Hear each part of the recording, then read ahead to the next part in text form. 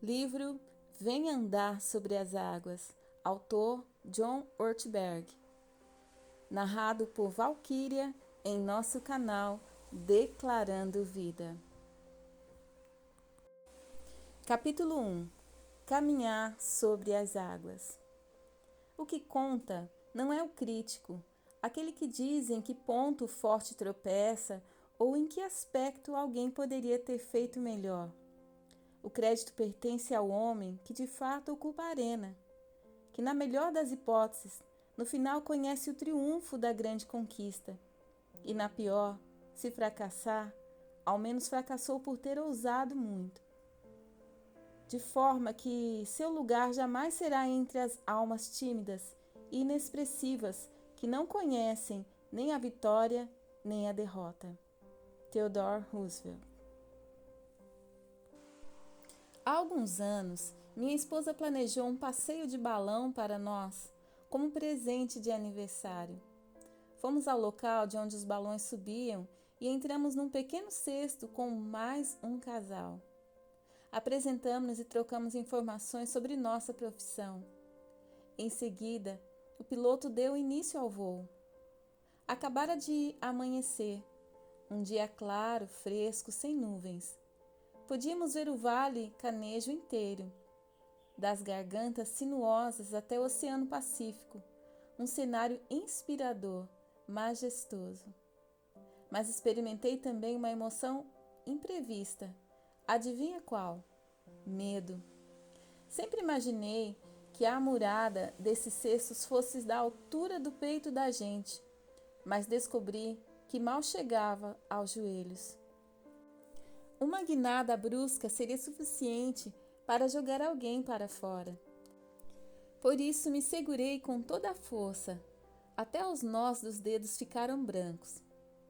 Dei uma olhada em minha esposa, que não tem o menor problema com a altura, e relaxei um pouco por saber que havia alguém dentro do cesto mais tenso do que eu. Era fácil perceber, pois ela não se mexia nem 1 milímetro. Em determinado momento, sobrevoamos uma fazenda de cavalos que surgiu atrás dela. Apontei-a para que ela olhasse, pois adora esses animais. Sem se virar, nem ao menos girar o pescoço, simplesmente revirou os olhos para trás o máximo que pôde e disse: "Sim, é lindo." Mais ou menos neste instante, resolvi conhecer o rapaz que estava conduzindo o balão. Achei que conseguiria elevar meu próprio ânimo se acreditasse que estava tudo bem. A verdade era que depositáramos nossa vida e destino nas mãos do piloto. Tudo dependia de seu caráter e competência. Perguntei-lhe de que vivia e como começara a pilotar balões. Esperava ouvir que sua atividade anterior envolvesse muita responsabilidade, um neurocirurgião. Talvez ou um astronauta com saudades do espaço. Percebi que estávamos enrascados quando ele começou a resposta dizendo: "Cara, o negócio é o seguinte." Ele nunca tinha trabalhado, surfava a maior parte do tempo. Diz que começara a voar em balões porque certo dia estava passeando de caminhonete, bebeu demais, bateu num caminhão e seu irmão se ferira gravemente no acidente. Como o irmão ainda não conseguia se locomover muito bem, ele assistia a voos de balões a fim de ter alguma coisa para fazer. Falando nisso, acrescentou: "Se isto aqui balançar um pouco para descer, não se surpreenda. Nunca voei com este balão e não sei como vou me sair na descida." Minha esposa olhou para mim e disse: "Quer dizer que estamos a 300 metros de altura com um surfista desempregado que começou a voar porque se embebedou, bateu o carro, feriu o irmão, nunca pilotou este balão e não sabe fazê-lo descer?" Então foi a vez de a outra mulher olhar para mim e dizer as únicas palavras vindas do casal em toda a viagem: "O Senhor é pastor, faça alguma coisa religiosa." E fiz mesmo. Recolhi os dízimos e as ofertas. A grande questão num momento como aquele era: posso confiar no piloto? Podia tentar me convencer de que tudo acabaria bem. Encarar a aventura como uma atitude positiva com certeza tornaria a viagem mais agradável. Só que ela chegaria logo ao fim e o problema era o camarada pilotando aquela coisa. Será que o caráter e a competência dele eram dignos de que eu deixasse meu destino em suas mãos?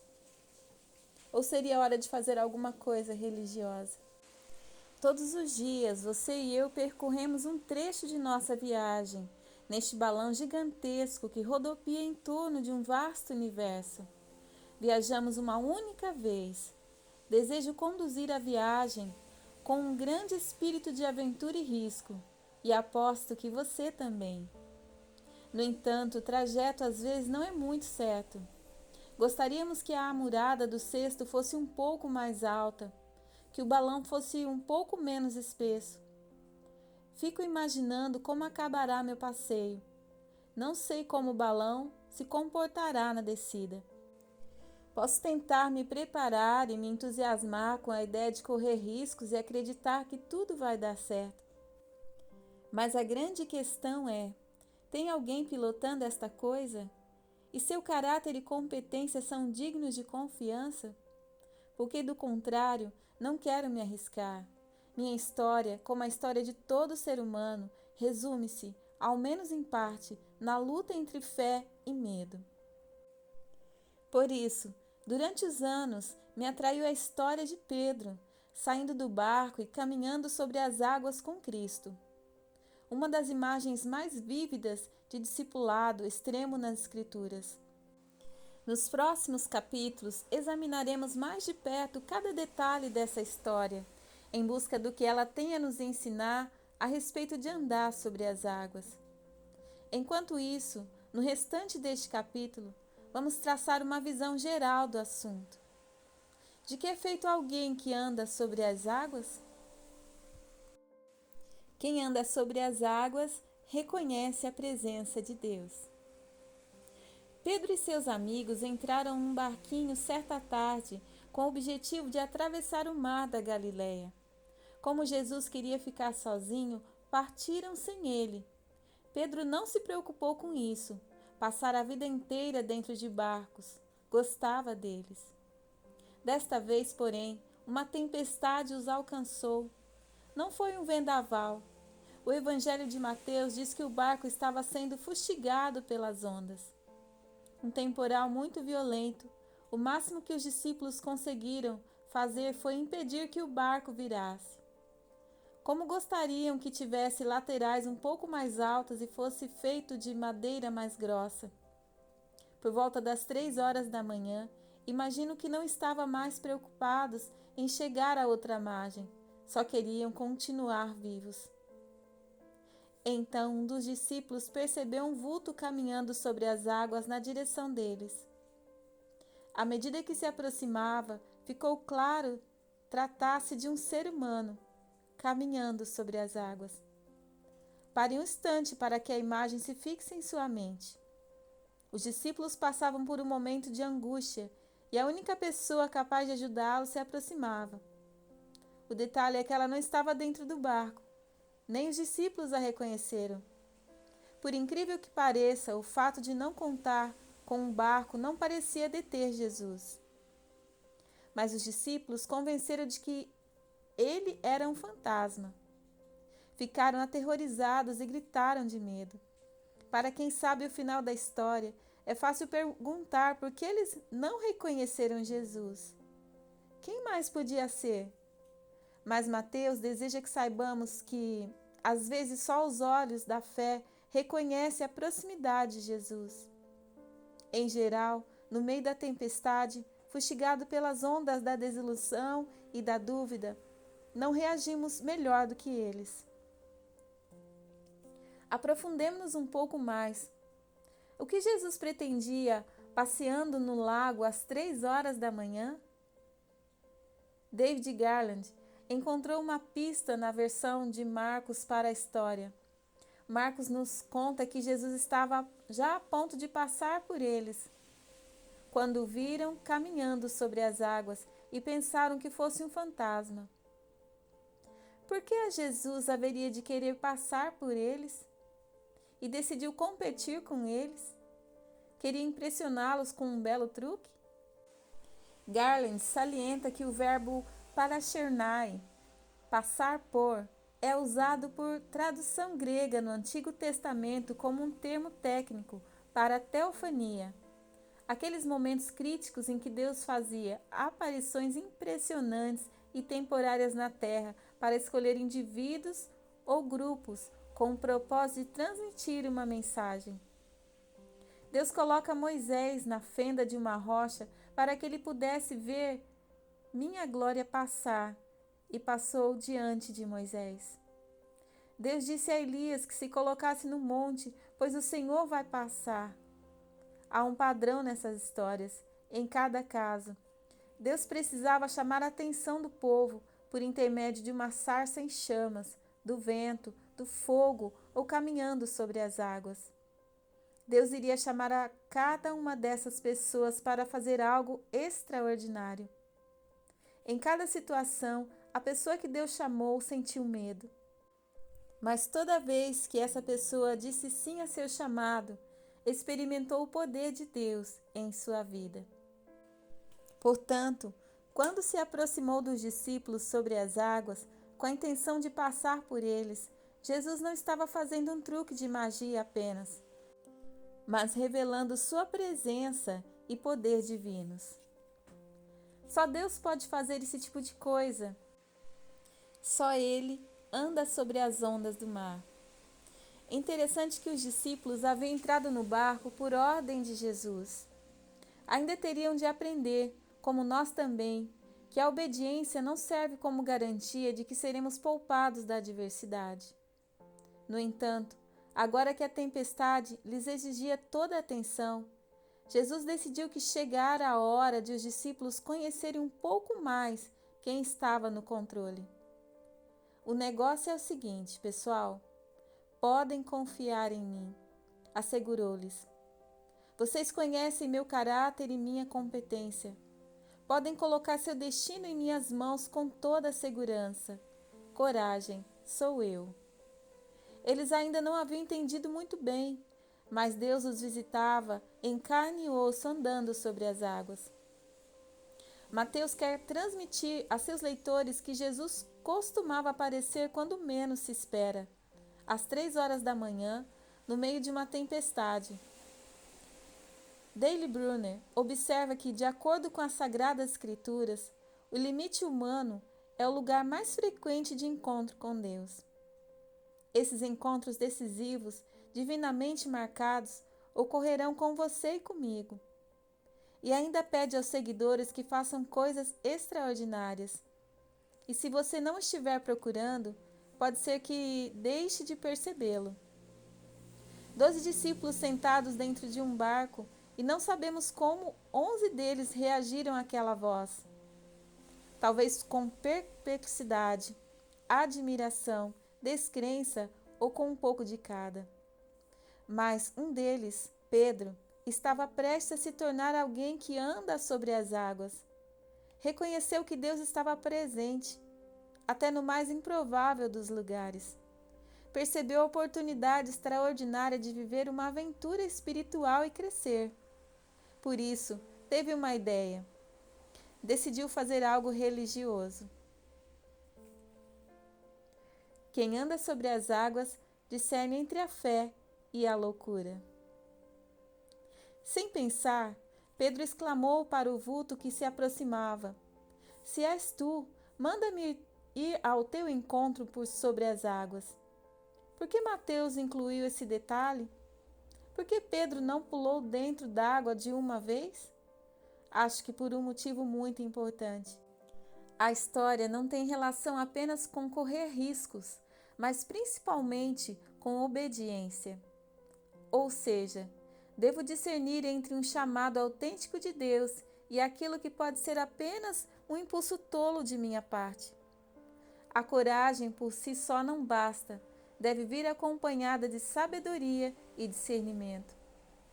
Mateus não está glorificando o simples gesto de correr riscos. Jesus não procura gente que salte sobre precipícios com um elástico amarrado nos pés, que você voe em queda livre, que aplique fortunas na bolsa de valores, que cace tornados ou que monte cavalos bravos.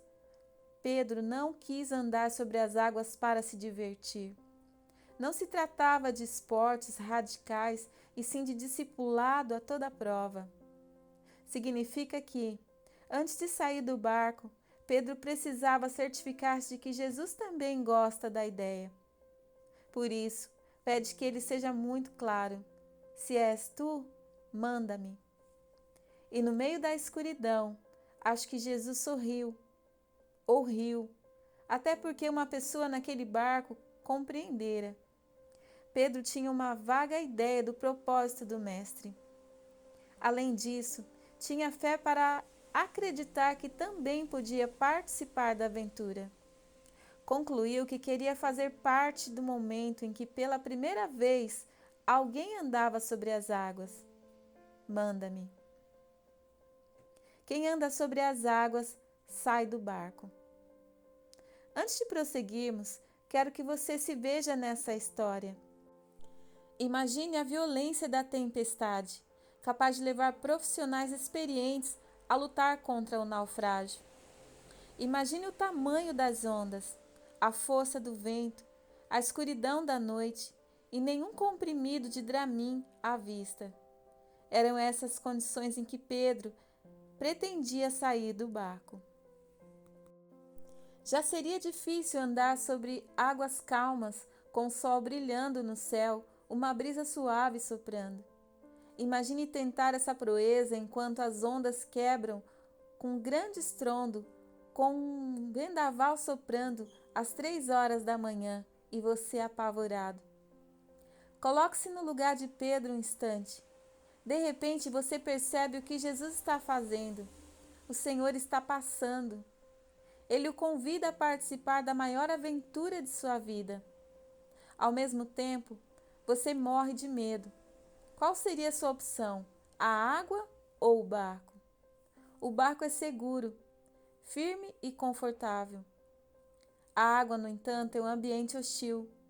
As ondas estão altas, o vento forte. Você está no meio de uma tempestade. E se sair do barco, qualquer que seja ele, há uma boa chance de afundar. Mas se não sair, com certeza jamais andará sobre as águas. Trata-se de uma lei imutável da natureza. Para andar sobre as águas, é preciso sair do barco.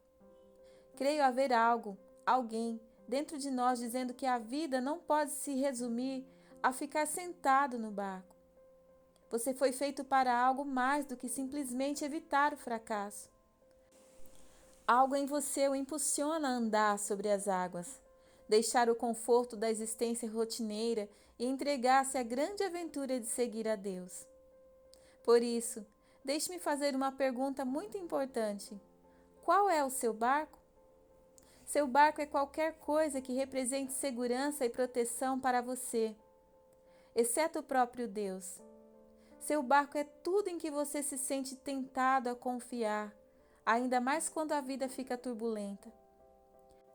Seu barco o mantém tão confortável que você não quer abrir mão dele, mesmo que o impeça de juntar-se a Jesus sobre as ondas. Seu barco é tudo o que o afasta de grande aventura do discipulado a toda prova. Quer saber qual o seu barco? Seu medo lhe dirá. Faça-se a seguinte pergunta: o que mais me dá medo? Principalmente quando penso em deixar para trás em um passo de fé. Para David, é a sua profissão. Ele trabalha como um empreiteiro há 35 anos. Tem quase 60 agora, mas foi atormentado a vida inteira pela sensação de que Deus o chamava para o ministério da igreja. Silenciou a própria consciência doando muito dinheiro e fazendo obras excelentes, mas não consegue se livrar do medo assombroso de ter perdido o chamado. E receia que seja tarde demais. Para Kate, um relacionamento. Há anos envolveu-se com um homem cujo nível de comprometimento com ela é no mínimo ambivalente. Envia-lhe sinais de que qualquer pessoa consegue atender com certeza. Nunca toma a iniciativa de lhe falar com afeto, evita conversar sobre o futuro a dois e a mantém sempre a maior distância possível. Mas ela nunca quis descobrir os verdadeiros sentimentos desse homem. Tem medo demais. Acha que não sobreviveria sem ele. Seu barco é bastante precário, porém o medo a impede de sair. Ralph atua como pastor de uma igreja em que não se enquadra e a qual não consegue amar. Nela existem muitas divisões e disputas mesquinhas. Em vez de falar a verdade profética ou liderar com base em uma visão clara, ele se vê o tempo todo tentando aplacar frequentadores irados e manter a paz. Não gosta da igreja, ressente-se e tem medo dela. Mas é o seu barco. Se sair, será para ocupar a mesma posição em outra igreja igual.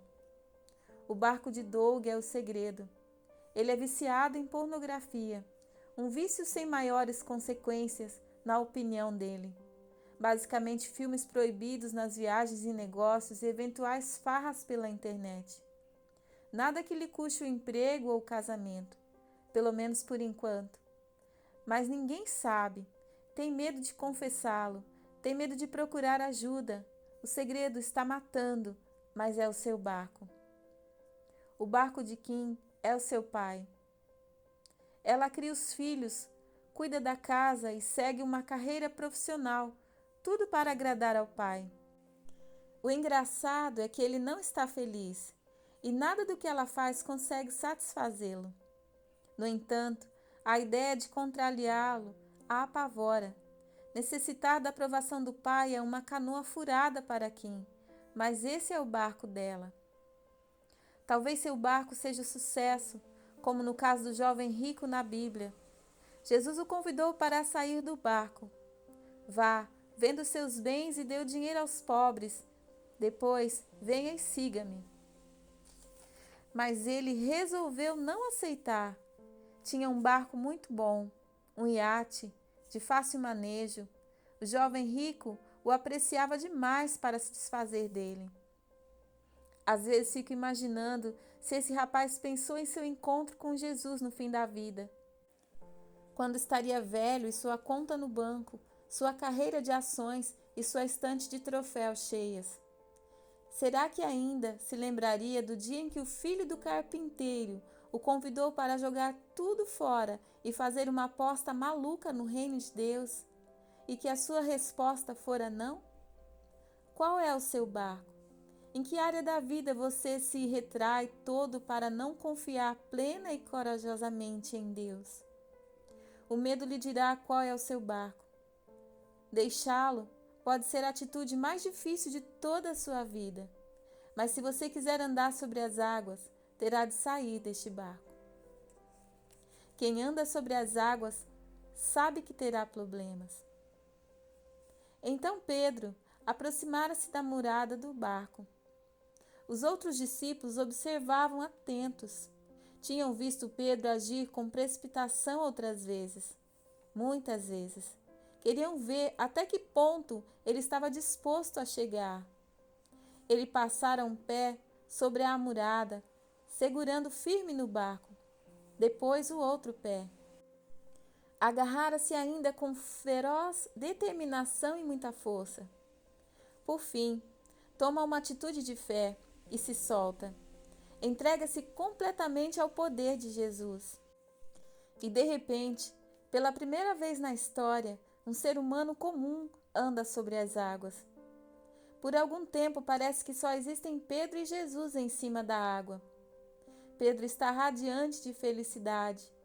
Jesus, emocionado com seu aluno, tal mestre, tal discípulo. Então acontece. Pedro reparou no vento. A realidade instalou-se e Pedro se perguntou: onde é que eu estava com a cabeça? Percebeu que estava sobre as águas no meio de uma tempestade e sem o barco sob os pés. Apavorou-se. A verdade é que nada havia mudado. A tempestade não deveria ser uma surpresa. Estava ali o tempo todo. Acontece que o foco de Pedro mudou do Salvador para a tempestade. Todos nós sabemos o que significa reparar no vento. Você parte em uma nova aventura cheio de esperança. Um emprego novo, talvez, ou quem sabe tenha resolvido experimentar uma nova área de talentos espirituais. Talvez esteja tentando servir a Deus de uma nova maneira. A princípio, sente-se cheio de fé. Não há uma única nuvem no céu. Então a realidade se instala. Contratempos, oposições, obstáculos inesperados. Você repara no vento. Já era de se esperar. O mundo é um lugar de muitas tempestades, mas de alguma forma os problemas ainda têm o poder de nos pegar de surpresa. Por causa do vento, algumas pessoas resolvem nunca sair do barco. Se você sair, enfrentará o vento e a tempestade lá fora. Mas você já deve saber, não existem garantias de que a vida no barco será mais segura. Eileen Gutter escreveu: você pode viver de comida natural para evitar uma úlcera, não tomar chá, café ou os outros estimulantes em nome da saúde, ir para a cama cedo, manter distância da vida noturna, evitar assuntos polêmicos para jamais ofender alguém, nunca se meter na vida alheia, evitar envolvimento com os problemas dos outros, gastar dinheiro só no que é necessário e poupar o máximo possível. Ainda assim, pode acontecer de você quebrar o pescoço na banheira, o que será muito bem feito. Larry Leldon, filósofo da ciência, passou a última década estudando a administração do risco. Ele escreve que vivemos em uma sociedade de tal forma dirigida pelo medo, que sofremos daquilo que chama de congestionamento mental, condição que, como o congestionamento de trânsito, nos torna incapazes de agir ou de nos mover. Leldon resume a questão da administração do risco em 19 princípios. O primeiro é o mais simples: tudo é arriscado. Se você procura a segurança absoluta, escolheu a espécie errada. Pode passar o dia inteiro na cama e talvez lhe aconteça o mesmo que a 500 mil de americanos que todo ano solicitam atendimento domiciliar de emergência por terem se acidentado caindo da cama. Pode cobrir as janelas e talvez seja uma das 10 pessoas por ano que acabam se enfocando acidentalmente nas cordas da persiana. Pode esconder o dinheiro no colchão, mas pode se tornar uma das milhares de pessoas que todos os anos vão parar no pronto-socorro por problemas relacionados à manipulação de dinheiro, seja por causa de cortes, seja no caso dos riscos por uma hérnia. Na hora de chutar para o gol, você pode pisar na bola e cair. Os melhores jogadores do mundo erram 2 em cada 3 tentativas. Mas se não chutar, você nunca vai conhecer a glória de fazer um gol. Sair do barco envolve correr perigo, mas também é perigoso continuar no barco. Se você vive no barco, qualquer que seja ele, um dia morrerá de tédio e estagnação. Tudo é arriscado. Quem anda sobre as águas aceita o medo como preço do crescimento. Chegamos ao ponto da história em que talvez você não goste muito. A mim não incomoda. A opção de seguir Jesus, de crescer, é também a opção pelo retorno constante do medo. Você tem de sair um pouco do barco a cada dia. Deixe-me explicar. Os discípulos entraram no barco, enfrentaram a tempestade. Vem alguém andando sobre as águas e sentem medo. Não tenham medo, diz Jesus. Pedro então se enche de coragem, pede permissão para sair do barco, repara no vento e sente medo de novo. Não tenham medo, diz Jesus. Você acha que essa será a última vez na vida que Pedro terá medo? Aqui está uma verdade profunda a respeito de andar sobre as águas. O medo nunca irá embora. Por quê? Porque toda vez que eu quiser crescer, Terei de avançar um pouco um território novo, aceitar desafios novos, e sempre que fizer isso, experimentarei medo de novo. Como escreve Susan Jeffers, o medo nunca irá embora enquanto eu estiver crescendo. Nunca! Que bela notícia, não? Ou seja, pode parar de tentar fazer que o medo desapareça. Medo e crescimento andam sempre juntos, feitos macarrão e queijo. Faz parte do pacote. A decisão de crescer implica escolher entre risco e conforto. Ou seja, para seguir a Jesus, você deve renunciar ao conforto como o bem maior de sua vida. Uma notícia que nos faz pensar, pois gostamos do conforto. O teólogo Karl Barth disse que o conforto é um dos grandes cantos de sereia de nossa era. Você sabe qual tipo de cadeira mais procurada hoje em dia? Espreguiçadeira. Nada que lembre risco ou perigo. Nem trabalho, como cadeira de secretária, cadeira de executivo ou cadeira de presidente. Espreguiçadeira.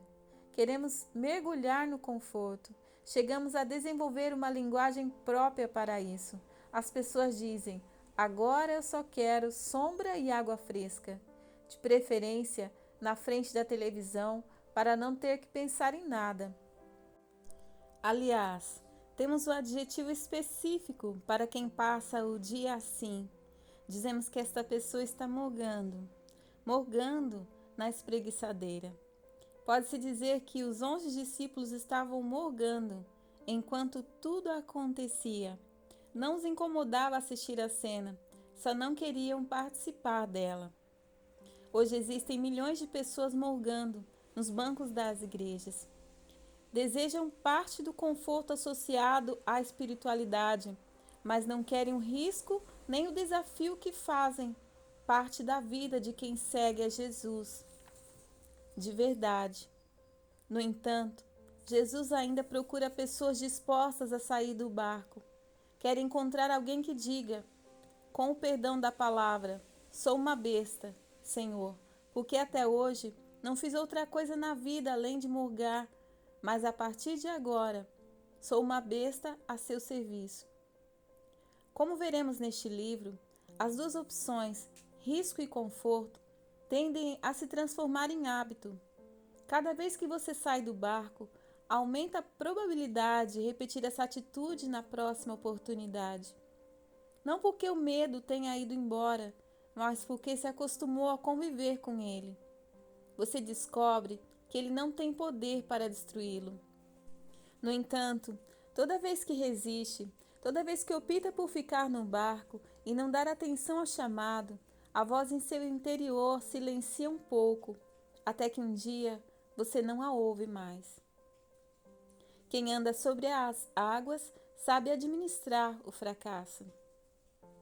Por reparar no vento e ceder ao medo, Pedro começou a afundar. Isso leva uma questão. Pedro fracassou? Antes de responder, quero fazer uma observação sobre o fracasso, pois neste livro falaremos muito sobre ele. O fracasso não é um acontecimento, mas o julgamento que se faz de determinado acontecimento. O fracasso não é algo que nos acontece, nem um rótulo que prendemos às coisas. É um modo de pensar o resultado final de nossos atos. Antes de Jonas Salk desenvolver uma vacina para a polio que funcionasse de fato, ele experimentou 200 outras, todas mal sucedidas. Alguém lhe perguntou: qual a sensação de fracassar 200 vezes?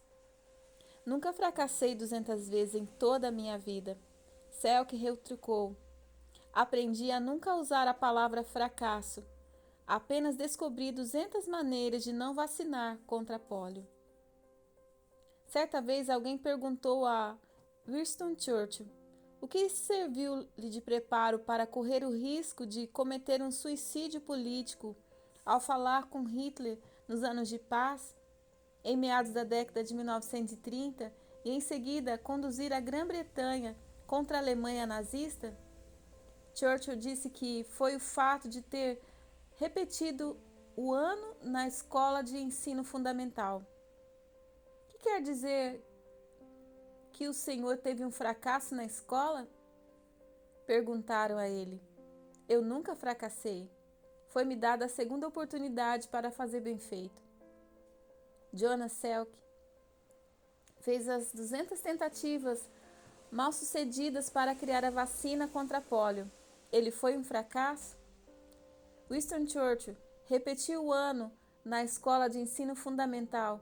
Ele foi um fracasso? Fui criado ao norte de Illinois e, em matéria de beisebol, torci pelo Chicago Cubs a vida inteira. Há 54 anos, eles não participam do campeonato mundial. Na verdade, há 90 anos eles não ganham esse campeonato. O Chicago Cubs é um fracasso? Tudo bem, não foi um bom exemplo. Mas e quanto a Pedro? Bem, creio que de certa forma ele foi um fracasso. Sua fé não era forte o suficiente. Suas dúvidas a superavam. Ele reparou no vento, desviou o olhar daquele para o qual devia se voltar, afundou, fracassou. Na verdade, sou da seguinte opinião: havia 11 fracassados bem maiores sentados naquele barco. Fracassaram em silêncio, em segredo. Ninguém percebeu, ninguém comentou, ninguém criticou. Só Pedro conheceu a vergonha de fracassar em público. Todavia, somente Pedro conheceu outras duas coisas: a glória de andar sobre as águas e o que significava tentar o que lhe seria impossível sozinho, para então experimentar a euforia de receber o poder de Deus para fazê-lo. Depois que se anda sobre as águas, nunca mais se esquece. Acho que Pedro levou esse instante de júbilo para o túmulo. Também só Pedro conheceu a glória de ser erguido por Jesus em um momento desesperador. Pedro sabia, mais do que qualquer outro discípulo, que, quando afundasse, Jesus seria a pessoa perfeita para salvá-lo. Compartilharam uma experiência, estabeleceram um vínculo, vivenciaram uma confiança em Jesus como nenhum dos companheiros. Nem poderia ser diferente, pois eles não haviam saído do barco. O pior fracasso não é afundar nas águas. O pior fracasso é nunca sair do barco. Quem anda sobre as águas encara o fracasso como oportunidade para crescer. Assim que Pedro pede ajuda, Jesus se coloca ao seu lado. Ele o ajuda fisicamente, tirando-o das águas, mas também o ajuda a crescer ao identificar o problema com precisão. Homem de pequena fé, por que você duvidou? Não creio que Jesus tenha sido áspero ou crítico. Na verdade, um detalhe que adoro nessa história é que Jesus dirige esse comentário a Pedro quando estão sozinhos na água. O texto diz que só depois eles entraram no barco. Pode ser que Jesus, como qualquer grande mestre, não quisesse colocar Pedro em situação embaraçosa perante os demais. Portanto, na privacidade e segurança de sua forte mão discreta, com delicadeza ele o ajuda a perceber a fonte do seu problema. A questão era bastante clara.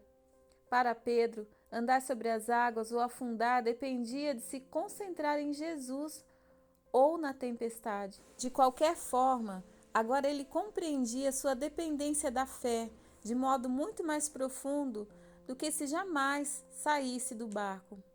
A disposição para correr o risco de fracassar o ajudou a crescer.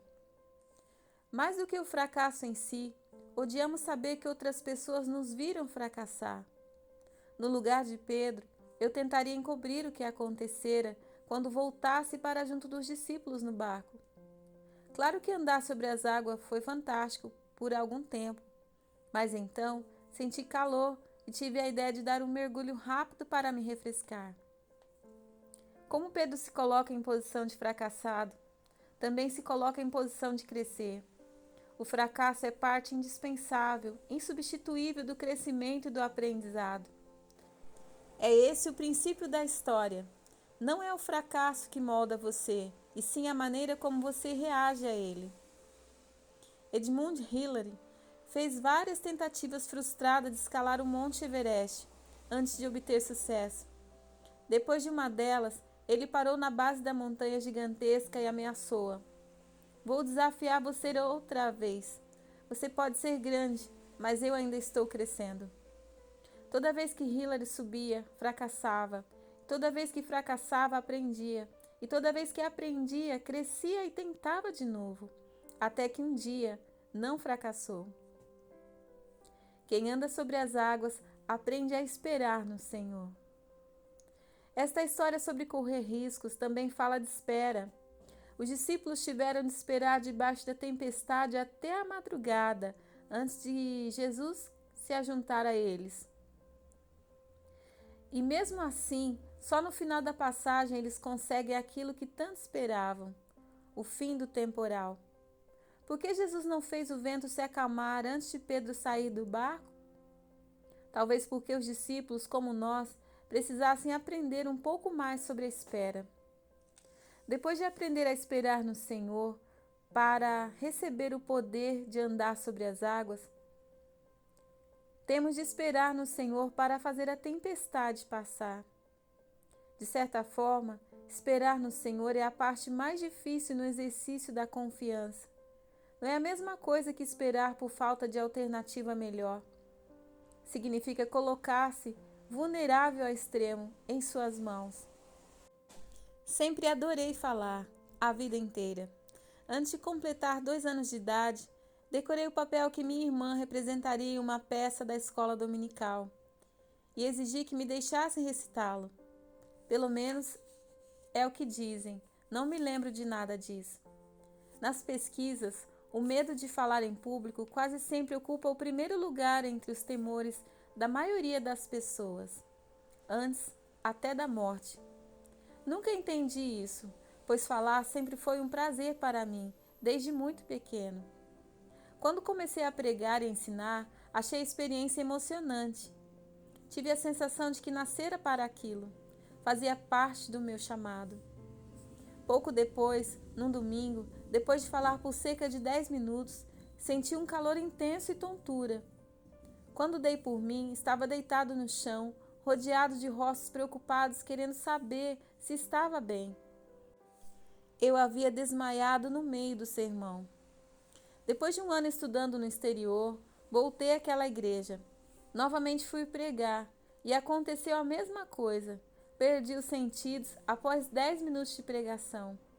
Infelizmente para mim, era uma igreja batista, não uma renovada. Ninguém ganha pontos com incidentes assim nesse tipo de igreja. Eles não acham que você caiu no espírito. Quando se é batista, desmaio é desmaio, ponto final. Serviu para aumentar o número de frequentadores por algum tempo, mais ou menos como acontecesse numa corrida de Fórmula 1. Ninguém espera ver um desastre, mas todo mundo quer estar por perto caso isso ocorra. Para mim, no entanto, foi uma experiência dolorosa. Não sabia explicar o motivo daqueles desmaios. Tinha a impressão de que fora chamado para pregar, coisa que adorava fazer, mas não sabia se conseguiria. No entanto, o que eu sabia era que ninguém que desmaia toda hora deve se meter a pregar. Deixaria a igreja nervosa. Pessoas bem-intencionadas me deram todo tipo de conselho. Faça de tudo para relaxar e confie mais no Senhor. Fazer de tudo para relaxar? Minha agenda daquele verão incluía várias pregações. O pastor presidente, de férias na época, ofereceu-se para me livrar da enrascada, conseguindo substitutos para mim. De alguma forma, porém, eu sabia que se não me reerguesse e pregasse na semana seguinte, a situação só tenderia a piorar. Pedi a Deus que me tirasse o medo de acontecer outra vez. Ele não me atendeu. Lembrei-me da passagem de Isaías. Até os jovens se cansam e ficam exaustos, e os moços tropeçam e caem, mas aqueles que esperam no Senhor renovam as suas forças. Por isso me levantei e preguei. Não foi um grande sermão, que apelasse para a capacidade imaginativa dos ouvintes, embora a congregação se mostrasse atenta e alarmada. Não foi nada do outro mundo. Milhares de homens e mulheres repetem palavras muito parecidas todos os domingos. Mas fui até o fim, o que significou um triunfo pessoal. Comecei a aprender alguma coisa sobre o significado de esperar no Senhor. 16 anos se passam desde a última vez que desmaiei enquanto pregava, mas ainda acontece vez por outra de me voltar à lembrança a sensação de ficar nervoso a ponto de perder os sentidos. Continua sendo ruim pensar no assunto e continuo esperando que minha ansiedade desapareça por completo, que o vento se acalme. Faz-me lembrar que sou limitado e dependente cada vez que prego. Pratico, ao menos em parte, um exercício de espera em Deus. Mas se não pregar, nunca mais conhecerei a alegria de fazer aquilo que creio ser o chamado de Deus para a minha vida. Não serei fiel ao que entendo como meu chamado. Portanto, estou aprendendo a esperar. Quem anda sobre as águas estabelece uma relação mais profunda com Deus. Jesus ainda procura pessoas que saiam do barco. Por que correr esse risco? Acho que existem algumas razões. É o único jeito de crescer de verdade. É o único caminho para o desenvolvimento da fé verdadeira. É a alternativa ao tédio e à estagnação que leva as pessoas a definhar e morrer. É assim que você descobre seu chamado e o segue. Creio que há vários motivos excelentes para sair do barco. Um deles, no entanto, supera todos os demais. É na água que Jesus está. A água pode ser escura, funda e perigosa, mas Jesus não está no barco. O principal motivo pelo qual Pedro saiu do barco foi querer estar com Jesus. Mateus chama atenção para essa realidade.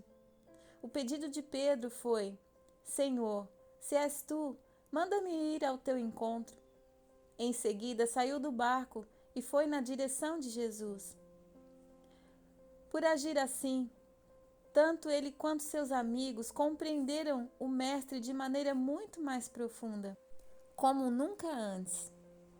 Perceberam, como até então jamais acontecera, que podiam colocar-lhe nas mãos seus destinos com confiança. Cara, o negócio é o seguinte. Entenderam que naquele mesmo barco estava o único capaz de andar sobre as águas do mar. E o adoraram. E você? Quando foi a última vez que saiu do barco? Creio que, em geral, o método utilizado por Deus para fazer brotar em nós uma fé profunda e ousada é convidando-nos a sair do barco. Mais que assistir a uma palestra excelente ou ler um ótimo livro, Deus usa os desafios do mundo real para desenvolver nossa habilidade de confiar nele. Somos propensos a buscar um mundo de conforto. Tentamos construir vidas administráveis com um mínimo de segurança e previsibilidade, de forma a manter a ilusão de termos tudo sob controle. Então Deus passa por nós e transtorna tudo. O chamado para sair do barco implica crise, oportunidade, fracasso muitas vezes, medos, outras tantas, sofrimento de vez em quando e sempre uma tarefa grande demais para nós. Mas não existe outro modo de desenvolver a fé e nos tornarmos parceiros de Deus. Talvez tenha havido uma época na vida em que andar sobre as águas era quase uma rotina. Época em que seu coração se parecia muito com o de Pedro. Manda-me, diga-me para ir ao teu encontro. Época em que você se arriscaria a pôr a fé em prática, ainda que isso significasse rejeição. A dar mesmo que envolvesse sacrifício, a servir mesmo diante da possibilidade de fracasso. Você afundou algumas vezes. Outras vezes deslizou sobre as águas, mas viveu no limite da fé.